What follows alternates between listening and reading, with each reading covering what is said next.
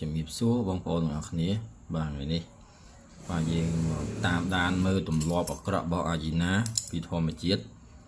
ដែលជារឿយបាទដែលមានការប្រមាញ់បែបខុសពីគេបាទវាជាសត្វប្រមាញ់មួយដែរប្រភេទសត្វប្រមាញ់មួយដែរបាទប៉ុន្តែវាជាតែការប្រមាញ់របស់វានឹងគឺមានភាពខុសគ្នារវាងខ្លានិងតោនិងឆ្កែតចកដោយសារអាជីណាភាគច្រើនក្រុមអាជីណាភាគច្រើនគឺខំគូតម្ដងបាទមិនថាសត្វតូចសត្វធំទេបាទគឺខំតែកគូតទេចូលទៅមុនដំបូងកអីគឺអត់យកទេបាទខំតែដួលហើយគឺខំពងខំគូតហើយបាទយើងទៅតាមដានទាំងអស់គ្នាបាទនេះដោយលមាសមួយនេះចឹងមកទៅខំគូតលមាសឡើងលមាសសើបដែរសំបីតែមនុស្សរបស់យើងហ្នឹងក៏ដាក់បិទគូតដែរបាទបិទគូតែយ៉ាងតំណប់អាជីណាពីកំណើតមកគឺយ៉ាងកបីក៏ដូចគ្នាបាទខំតាគូទៅក្រុមអាជីណាគឺអីដល់ខំតាគូទៅឃើញផ្លោកអីមកខំគូខំទៅខំពងវាបាត់ឃើញទេបាទនឹងអាជីណាខំបានមកកសោមពងមកកសោម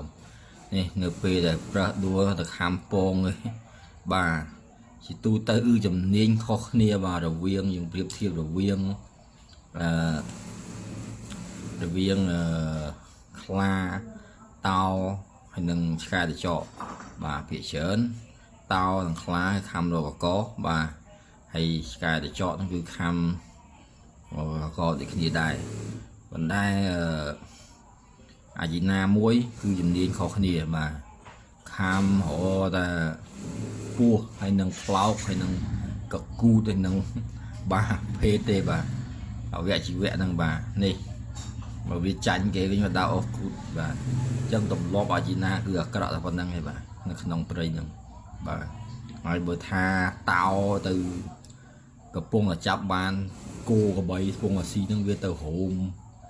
មើលបាទហូមមើលតោស៊ីរួចបានវាចូលប៉ុន្តែជារឿយតោខ្លាជាមួយអាជីណាគឺអត់សូវត្រូវគ្នាទេបាទ